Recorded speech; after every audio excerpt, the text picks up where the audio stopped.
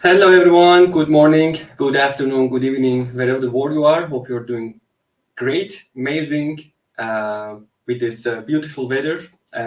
Especially, at least here we have a little bit of sun. Hope you are also enjoying the last months or last weeks of summer.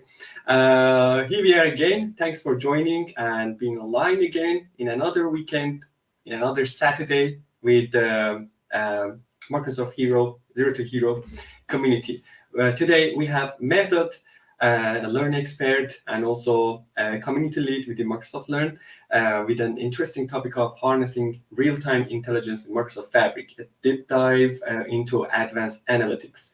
So I'm not gonna take so much time, just gonna quickly move with my slides. So Microsoft Learn, as mentioned, this is our slogan, make it your homepage, hashtag make it your homepage. And this is exactly where you land. This is the richest place ever you can find contents about Microsoft Cloud technologies, Microsoft AI services, nowadays also Microsoft as the lead of AI in the market. So there's the learning rooms opportunity. You can join using Microsoft tech community, being connected with professionals and people all over the world. Any question related to any tech category you have can just quickly ask to professionals, to learners, to students, and this is exactly the aim to get connected people within the community. So you can use the link aka.ms/learning rooms to join any learning room you want to in your tech category. In this case, you can also join Microsoft Zero to Hero if you are trying to cover mainly Azure cloud technologies, AI services, and also other learning rooms with different purposes. Microsoft Applied Skills, it's one of the greatest initiatives that's initiated and started with Microsoft Learn. I hope you already heard about it, or you already know about it, or you might have already took the exam for applied skills. So the only differences between in here between applied skills and Microsoft certifications is that with Microsoft applied skills, you focus with one specific skill. It's project-based, scenario-specific skill. So you get different tasks and you get an environment, a lab environment, and you configure those tasks and you don't have to schedule it. It's on demand. You can start apply the skills exam anytime you want. However, comparing to Microsoft certifications, it's more broader, covering services, features, technologies in that exam tech category. For instance, in this case, if it's AZ 104, then you need to have the knowledge and experience about different services and configurations within Microsoft Azure, covering SQL, database, security, monitoring, governance, identity, and access. However, with applied skills, you can just focus on one specific skill. Let's say in this case, just Azure Monitor. With that said, the best question in this session, as usual, we have in this in every session, in this session as well, you will get a 50% discount for Microsoft Fundamentals and Advanced, which are role-based certifications and exams. So prepare for the questions to ask to Mehrdad, and Mehrdad will be choosing the best question, the most challenging question, and we will be providing a 50% exam voucher. Microsoft Next Gen Heroes. So it's a great initiative we started together with Microsoft Learning Rooms, Microsoft Learning Rooms, Microsoft MVP community, and student ambassadors. So get prepared. We have the first session. It's going to get launched on 22nd of this month. And we're so excited about it. Get ready, especially if you're a learner, you're student, currently you're registered with the university. So this is the aim to give the power to the community, especially to students, to lead their own program. So I'm not going to spoil anymore. Just get registered, save your seat, and we're going to witness great happenings. So August calendar. Here we are today with Mehrdad, and afterwards me and Said. But yeah, unfortunately, that this session might be postponed to September. And as you can see, then we have great speakers, as today also with Mehrdad, and we're so happy that we have this beautifully knowledge, experienced people having here in our stage. So looking forward, and last but not least, we have the code of conduct: being aware of each other, friendly and patient, understanding differences, and being kind and considerate to others. With that said, I'm going to add Mehrdad to the stage. Hi, Mehrdad. Good Hey, morning. Hamid, how's it going? Cool. Thank you very much. Thanks for having me. Of course, anytime. So I'm just gonna stop my slides and adding yours. Here we are. Cool. I'm gonna go to backstage. With that said, then good luck with the session. Thank you very much. See you later. So, hello everyone. Welcome to another amazing session at Microsoft Zero to Hero. Uh, Thank you for all of your supports and positive feedbacks. It is Mehrdad Abdullahi, Microsoft Learn expert and principal data architect. I'm the community lead at Microsoft Fabric Cafe, another learning room in Microsoft Learn, and with over 15 years in software and data industry in the last decade. I just uh, concentrated more on data. I'm based in Vancouver, Canada, and always a learner. And where you can find me, it is always easy to find me. You can just scan this QR code for the LinkedIn page, and also on YouTube channel. And if you're already in the Microsoft Learn, learning rooms, you can just knock on my door. I'm at Microsoft Fabric Cafe. So for today, we have harnessing real-time intelligence with Microsoft Fabric, and we will just be a bit more in detail. Uh, Today, we're going to talk about the importance of real-time intelligence, how Microsoft Fabric is going to help us, and we will just have a look at the KQL databases, how we can just manage our data there, and how to query that. And especially, we will move on the Microsoft Fabric real-time hub, which is the heart of the real-time analytics in Fabric, and just some best practices for how to write the KQL queries. And at the end, I will just show you some learning resources and how you can just improve your knowledge or learn about these things. Cool. Basically, why we need a real-time data analytics, and why it is there. In order to just talk about that one, I would prefer to talk about batch processing. We have two kind of analytics and processing in integration and analytical world. One of them is batch processing, and the other one is the real time or streaming. With the batch processing, we collect the data in the timely manner. For example, every 6 hours, every 12 hours, every day.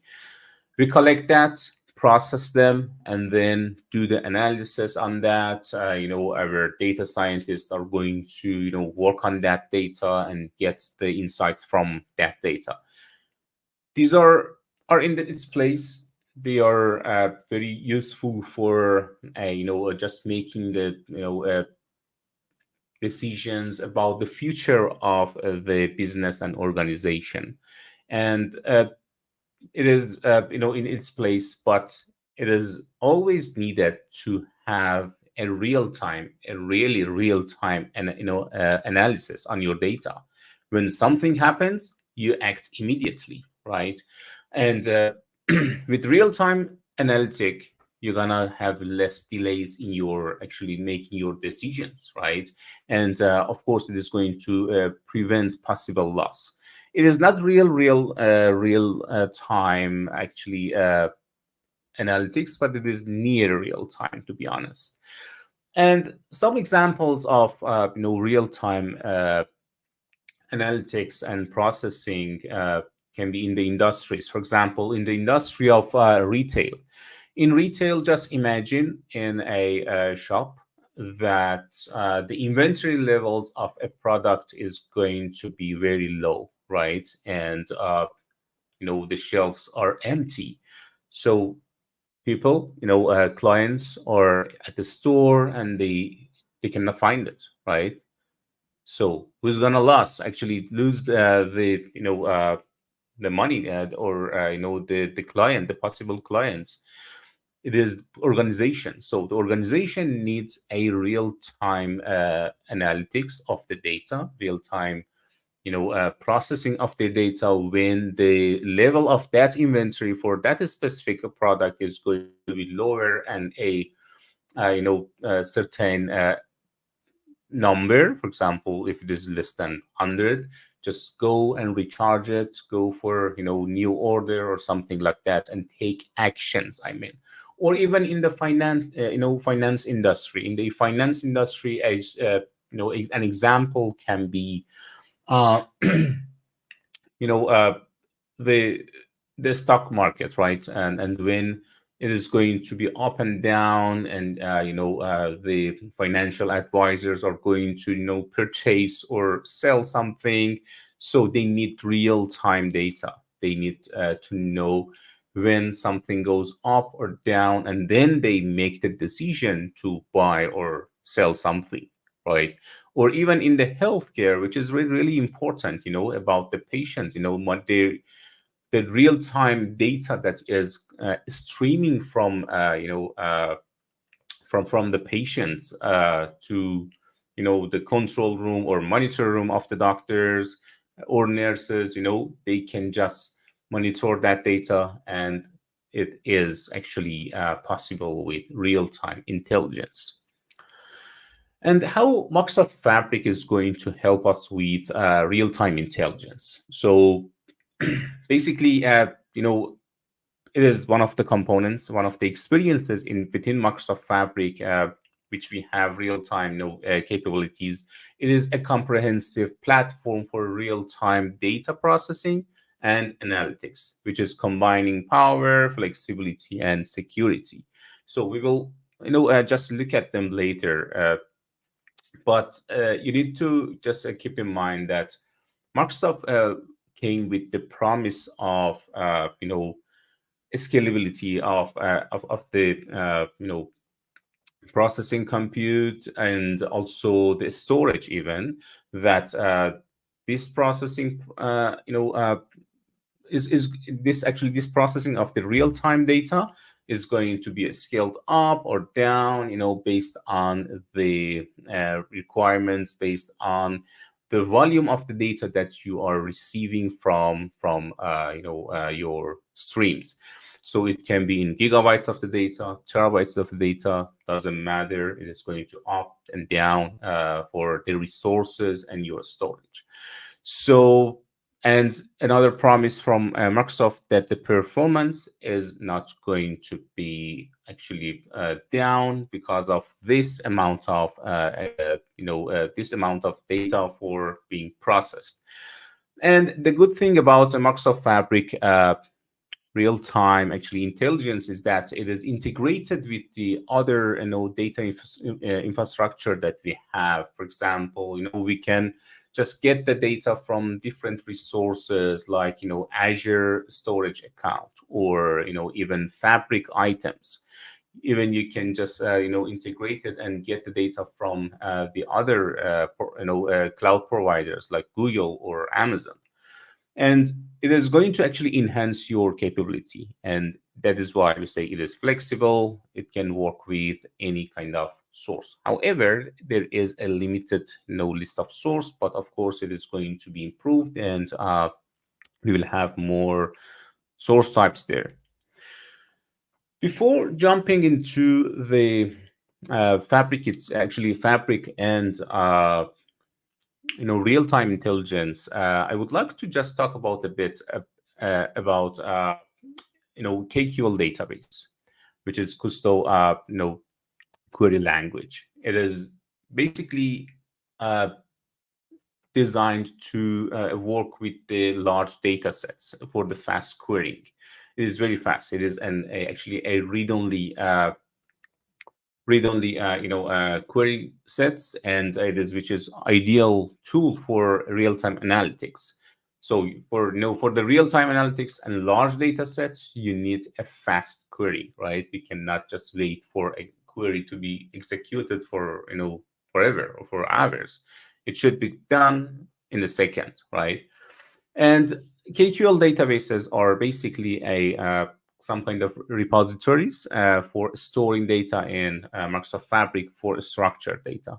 There you have the tables and views, and then you can just and those tables, of course, have some schema, list of columns, and like other databases that we have in the industry. But KQL one is much suitable for time series data, for the logs, where we have a lot of records there, and even we can have the transactional records. There's no problem. There are some examples of the queries that we can write with KQL. For example, for creating a table, it is very straightforward. You can just create it, put your schema there. But in some the syntax is a bit different from the SQL. However, the SQL is available there. You can just write SQL queries, right? But it is always better to utilize the KQL itself, because if you use the SQL, it has to be interpreted to KQL and then to be executed. But and there are some other query data samples that we can just work on that.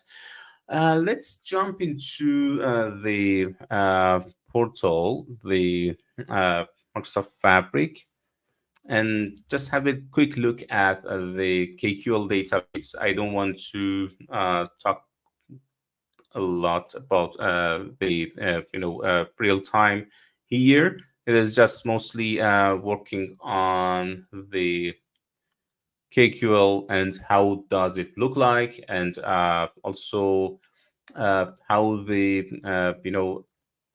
basically the querying looks like here. For example, here we have our table. As you can see, it is a table, is a structured one. Even you can you can bring semi-structured data to there, but it is going to be stored as structured. For example, we for taking the top 10 records of one table, you can just take it from here, the name of the table, then pipeline, take 10. It's easy, right? And it has actually intelligence here that you can just say demo table, for example, or for example, count of records, right? So, sorry, is going to give us the count of existing records in that table. Or even let's just be a bit more in detail, where we have a where condition and the project. For example, the project keyword is basically the list of fields that are going to be retrieved from that table. Even you can just having a chart. And actually, the data is going to be rendered as a chart to be shown as a let's just visualize that time series, for example. Yeah, and some stuff like that. So yeah, let's back to our slides and see what kind of components we've got in the real-time intelligence in Microsoft Fabric. So like other, all actually analytical solutions, analytical tools, we always have a source, right? The data must come from somewhere. Then it is going to be actually stored somewhere. or analyzed, then we can just transform it. And then after that, we can just create dashboards on top of that, creating the reports, or even, acting on actually acting on that data based on the behaviors of the data, based on the events of the data, what's happening with that data, then it's going to be provided to the end user, right? So, but for real-time intelligence, let's see what kind of components that we have, and how we can just work with each of them, and what is the purpose of each of these components there. First of all, we have a source that is going to be streamed, right? The data is not once off. It is just streaming, the changes from the source is going to be captured, and our event stream actually is listening to those changes.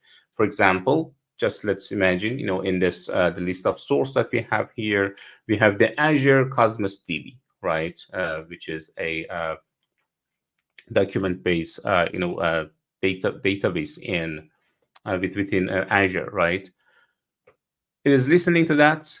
Whatever changes to a table, sorry, a document there, or even in a table in SQL, whatever changes that is happening there, it is going to be monitored and listened by the event stream.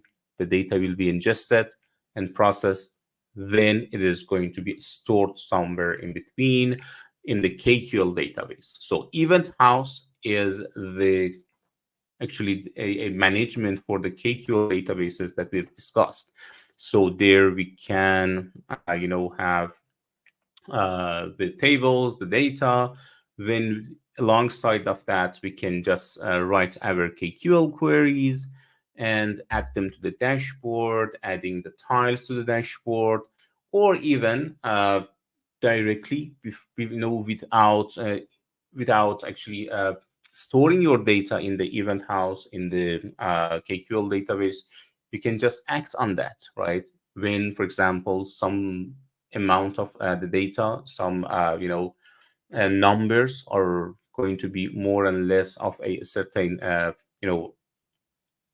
certain value, then we can act on top of that, right? For example, send a message in Teams, or execute something in Fabric, right?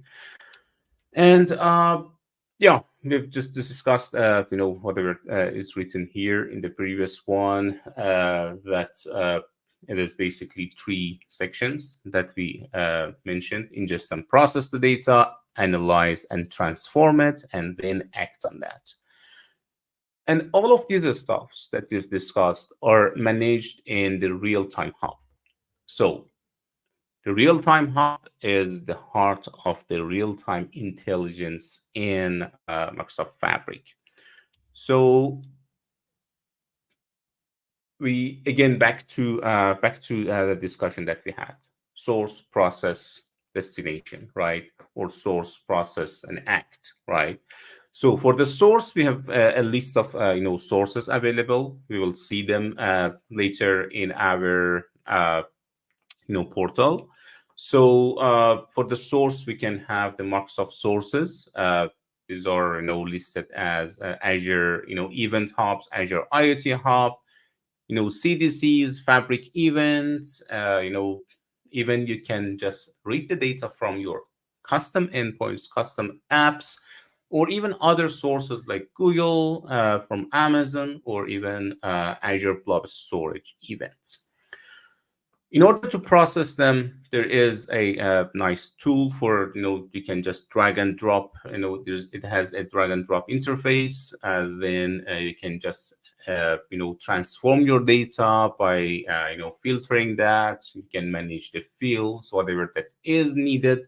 You're going to add to that if there is any aggregation required for, summarizing something or something like that, or you can even grouping your data, and so on and so forth, right? You can just basically transform your data, and then after that, it will be in a destination.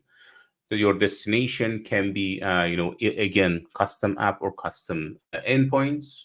And so, as you can see, real time actually hub can be, a place for streaming from outside of Fabric, and its this destination is can also be outside of Fabric, and it can just facilitate this real time processing. And the other destinations can be like the lake houses, KQL database that we discussed, Reflex, or actually for the act step that is happening in data activator. And also it can be streamed. Actually, it can be just pushed to another stream within real time. So let's jump into our portal, right? Our uh, Fabric account. So let's start from scratch. In Microsoft Fabric, you have different experiences, and from there, from the home page of that, you can just choose real-time intelligence, or from the bottom left, you can choose this little Microsoft Fabric, and then choose real-time intelligence.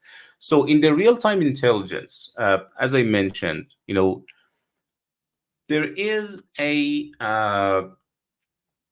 you know uh, a hub for real-time analytics, and we have the real-time hub. But before jumping to that one, let's have some actually look at the components that we can create in real time. Actually, it is event house, as I mentioned. It can be, let's just create it, and let's call it demo 0 to hero. And so the event house basically is the place that we manage our data, for storing our data, which is a place for the a place for the KQL database, right? And in the event house, you can basically have more than one KQL databases. As you can see, when we have created our event house, immediately and automatically, actually, a KQL database has been created. You can add more databases here, right? And it can be a shortcut even to the other existing databases within your Fabric, right? It can be from the Lakehouse or even a data warehouse. So, but for now, we've got our data here, and then there is no table, nothing is there, and but we can just get data and load the data there, right? Let's say let's just we discussed about sources, right? The source, data can be loaded from somewhere. uh, there are two type of data loading and ingestion. The first part is the one time, and you can just load the data one time from a file or from your OneLake even. And also you can just have continuous loading that is going to just listen to those changes, right? And listen to the streams. Data is streaming to your real-time intelligence and to your database, basically. And one of those continuous one is real-time hub that we will discuss later. And we can also have from another event stream, or from a pipeline, the pipeline, which is a component in data engineering section of the Microsoft Fabric. So if we want to just load a sample of the data, we can just choose whatever from these guys, Stack Analytics, or let's just yeah, let's take Stock Analytics, and let's see how the data looks like.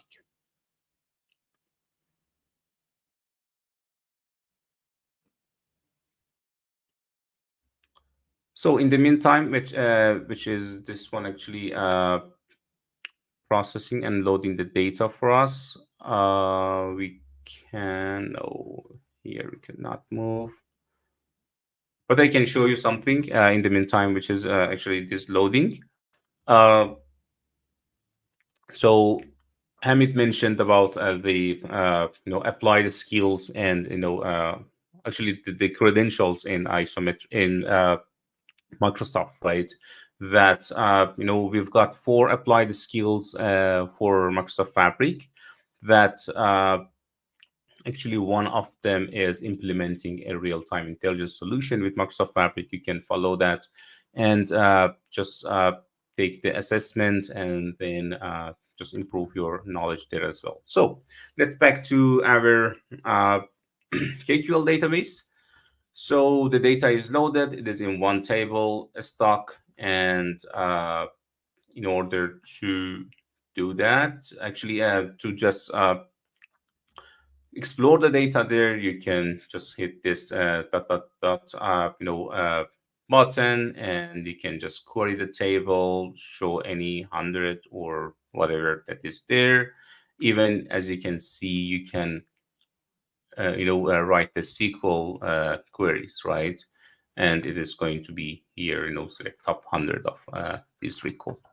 Or even you can just create some query sets, right? KQL query set. Let's say demo 0 to hero. And here, so the source for that data will be the one that I've created. Even I can, add more. But for this stock one, you can just easily, start typing. And let's say take 10, and let's see how the data does actually look like. For example, it has a date. You can just work on the data. Even you can just say where high is greater than 500, for example, and then execute it. Yeah, easy. So the next part that I wanted to talk about, even you can just save this, query set for, further analysis, or even you can just pin, this result to a dashboard, to a real-time dashboard, and it can be, added to a Power BI, report, or setting alert on top of this this result, right? But let's back to the query set that I have with the other data set, which is actually a bike storage, right? And they are renting bikes, and then we can just have a look at the data there.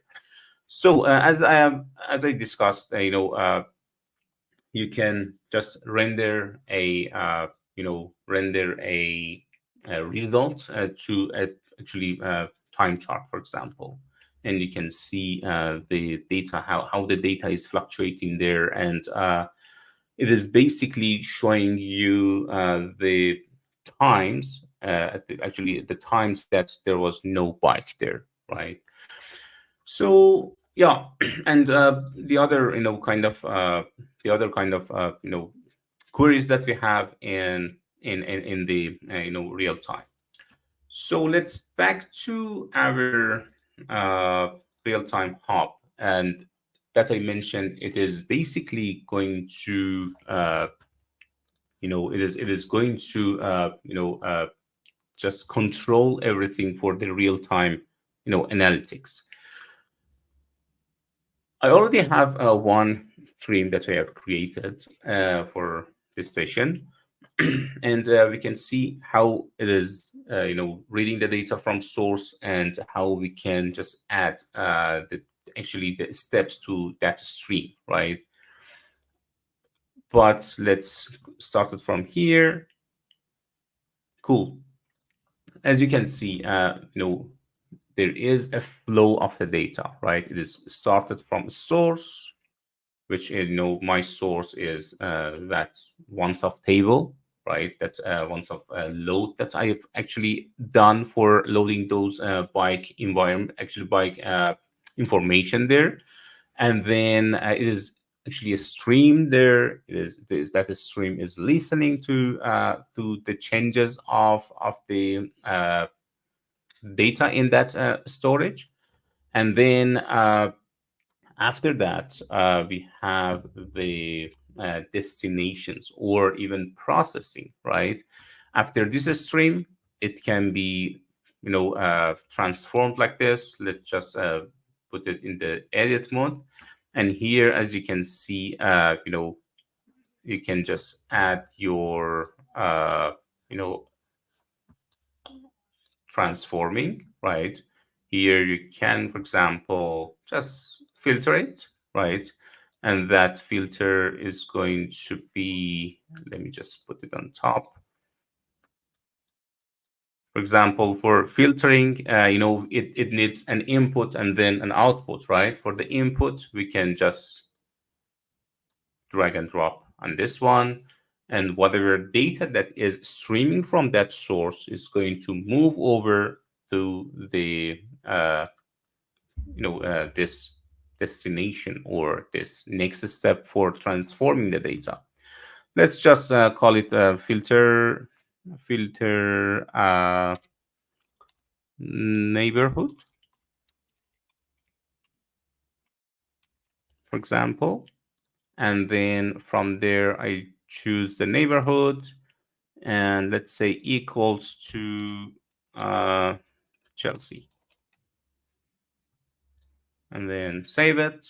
It is showing error because there is no destination for that. So we're going to add a destination here. Even we can add more operation. We can add more basically transformation of your data. But let's say we want to just push it to a lake house, for example. And in the lake house, if there is any destination name, just let's call it demo lake house 01 in what workspace. This one, I actually don't have any lake house here. I can create one, but let's add a KQL database that we have, right? We already have destination KQL, for example, in our workspace. And the existing ones that I have, for example, the 0 to hero that I have created here. If there is a table, I don't have any specific table there. So I create one, and let's say demo 0 to hero T1, for example. And then done. And the input data that is coming from the stream from the previous step is basically a JSON, right? Then save it. So as you can see, the data is streamed. It has two different destinations. So we can have as much as destination that we have based on different conditions happening. For example, if we are getting the data from retail, right, that one inventory is low, right? The inventory level for one product is low. One stream, one destination can be the manager of the store. Actually, they're gonna be informed, hey, this one is going to be lower, and just act on something, right? And actually, the other one can be just an automation for creating an order for for recharging the that product automatically. Okay, it's gonna just send an email or Teams message to someone. This one needs to be recharged or something like that. And at the end, it can be just streamed to another resource in the at the store for that actually coworker who is working in actually on the floor of that store to just take care of all of the products that is going to be under that limit of the inventory. So as you can see, we can have even more than one sources, more than one destinations, and whatever that we want to do with the real time. Well, another example that we have as a destination, here we can just add actually five type of the destination as we discussed. It can be an endpoint, it can be a lake house, KQL database, it can be a stream, adding another stream here or an existing one, or even a new one, right? And also we can have reflex, right? Reflex is basically working on underneath of the, and this is part of the data activator. For those who doesn't know, actually data activator is a service within Microsoft Fabric now, which is basically for uh, triggering something outside of Fabric or inside Fabric. For example, for uh, in data activator, you can just monitor the behavior of the data, the amount of the data. Then, as an act for that event, you can execute a Power Automate application, right? Power Automate series. So here, let's say Reflex 02 in our workspace. I have a demo Reflex, and what is it doing? Sorry, I need to firstly add it here. Then uh, yeah, I was just hoping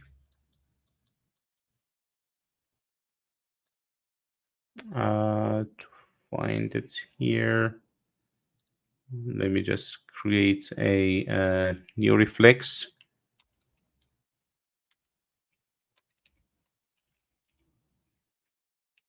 New Reflex, and then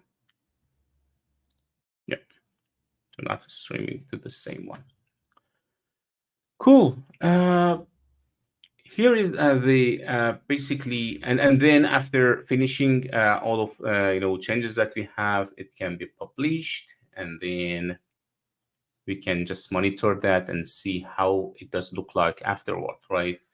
So let's be faster a bit. I'm running out of time a bit. So engine error, something is happening here. I think it is because of this reflex one.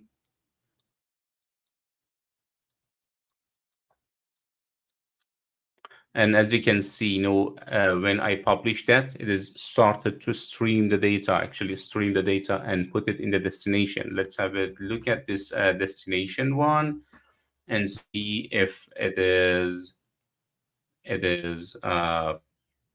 basically added. Let's go to our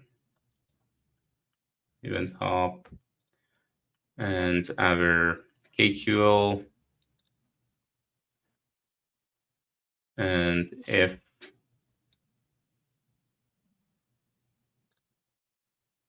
that table has been added.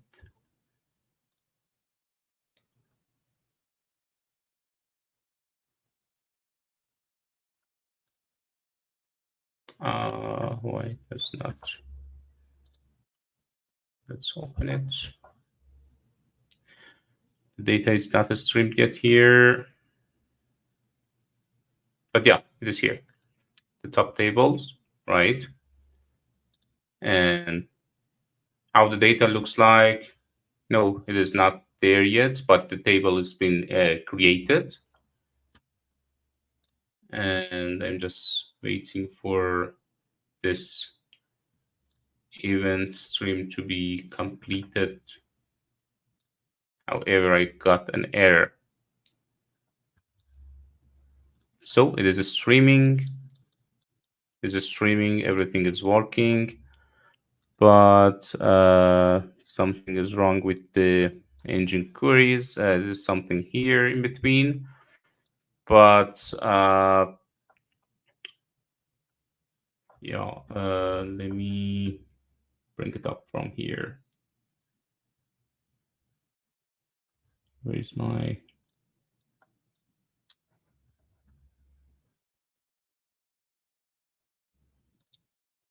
query set?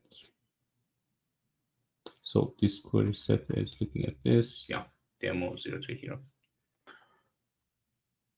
Yeah, the data is here now, and we can just look at the data, how it does look like. For example, let's just take 10, and from there we should only see the Chelsea. It is not the data. Yeah, the data is showing up now. And then from there, as I mentioned, you can just pin it to a dashboard, right? You can add it to an existing dashboard or even a new dashboard. Let's just add it to the existing dashboard that I have as a demo dashboard. And then let's open the dashboard, and you can just add a tile to that one, demo 0 to hero tile, right? So as you can see, the data is here now. The good thing is that you can always, change the, view the query, update it, or even in order to update the query, there is a tool here that is going to help you for, just generating the KQL and expressions. Basically, you can hear, if for those who has worked with Power Query in Power BI actually, or even creating the expressions in report builders, right? It is somehow the same thing, right? For example, here we're gonna add a filter, for example, on the street, right? Or let's say on bike. And if it is, for example, less than what are the numbers? Yeah, let's say if less than 10. The data is going to actually the script is going to be generated here. Then we can just copy that and back to here. Let's go to the edit mode. In the edit mode, we can just change our script and then apply the changes. And now it is only showing, those streets that, the bikes are less than 10, right? So yeah, and from there, we can just set an alert, right? We discussed about alerts. We can just create it. For example, I've created the alert before that actually to just check on each group by of the street. For example, if the is for example the number of bikes is not equal to 10, we can just take an action after that, send an email or send a Teams message, and and even it can be saved actually against an existing reflex, right? So the other thing that I wanted to mention, I think we are good with the demo. Some best practices for when you are writing the KQL queries. These actually best practices are not limited to KQL. It is basically for, yeah, we can say almost all of the query languages that we have, like SQL. First of all, let's keep in mind that we can use filters early. When we use the filters early, the data that is going to be processed in the further steps actually is going to be lower, and of course you're going to have a better performance, right? You don't have to process unnecessary data really, and you already have actually shortlisted them.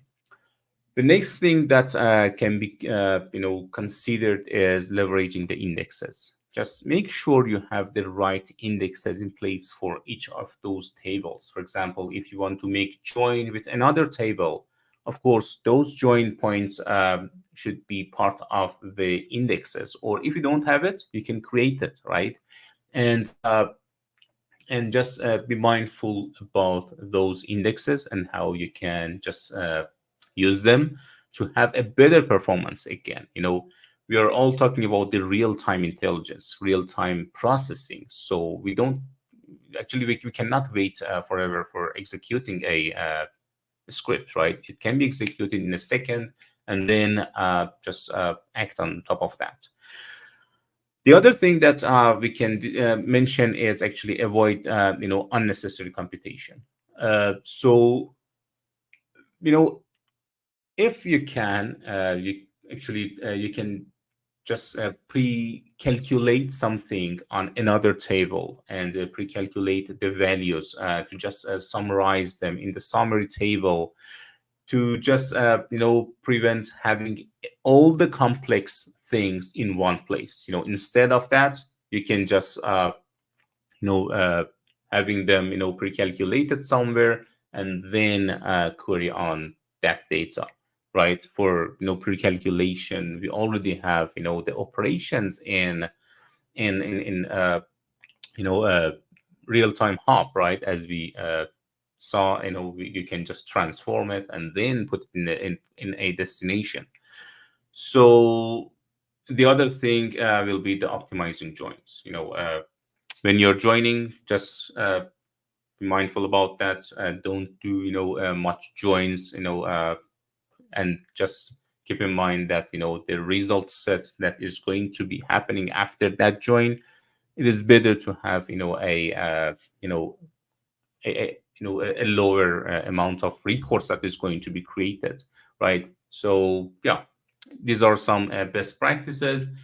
Now I'm just open to floor, actually open to questions. If there is anything, I hope it was useful and informative. If there is any question, I'm here to help. Of course, in 1 hour, it is not that easy to explain everything. We just talk about some, uh, you know, headlines and just having some demos there, and just hinting on something that is important for the process of development or implementation of the real-time solutions. So if there is any question, we can discuss. If not, Hamid, I'm not sure if you're still Yes, there. I'm Yeah. perfect. Thanks, Mehrdad. That was a great session. Just checking comments. No questions on LinkedIn or here. We are here for your questions. Mehrdad is here, so if any questions, just write in the chat. And the best question will win an exam voucher. Let's see. I hope it was informative and Definitely, everyone it was a great. enjoyed that. Yeah, because it is not a common you know there's a question here. It is not a common task and development for everyday use, right? It is very specific and not that common between developers, of course. But yeah, so what actually makes KQL fast?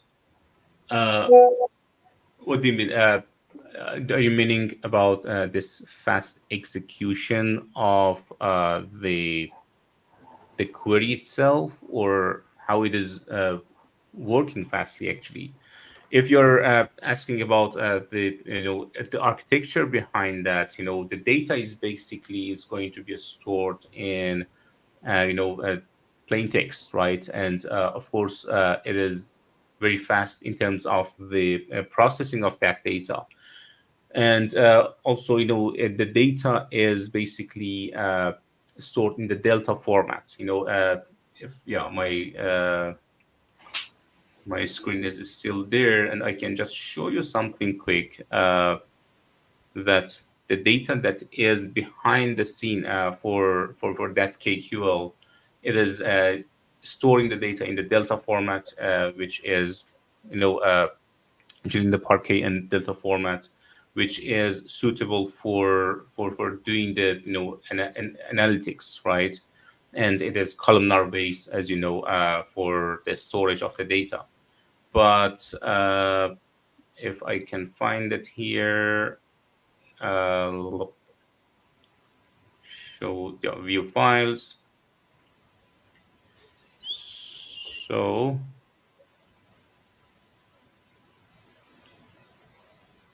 it is one of the reasons that's maybe is making KQL faster in comparison with the other things. It is the format of this data. Yeah, I hope it answered your question, Johnny. Perfect. Um, if no any other question, we can call it a session. And Mehrdad, do you think like the question? We have one question. If you are okay, we can provide the exam Yeah, voucher to actually, Johnny. Johnny is one of the members in Microsoft Fabric Cafe. Okay, And amazing. no, actually, he or she. Sorry if I don't know your uh, gender. Is one of those active members. Thank you for following. And he or she is already actually is one of our readers. For the exam voucher. And thank you for being active, Johnny. Really appreciate it. It is the only question that I have. We have actually here, and yeah, you can go to Johnny, of course. Okay, perfect. Congratulations, Johnny. You can reach out to us on our LinkedIn page, and I'll be asking for your email address, and then we'll mailing you with 50% of exam voucher for fundamentals and role based. Amazing. So thank you, Mehrdad, for the time in the weekend, taking for this great session. It was really informative, and we definitely learned something great. Thank you. And thanks everyone for joining, being online. You can follow Mehrdad and joining his learning room as well if you have further questions. Looking forward to see you in next sessions. Stay tuned and have a great weekend. Have a great one. Thanks everyone for joining and your attention. Cheers.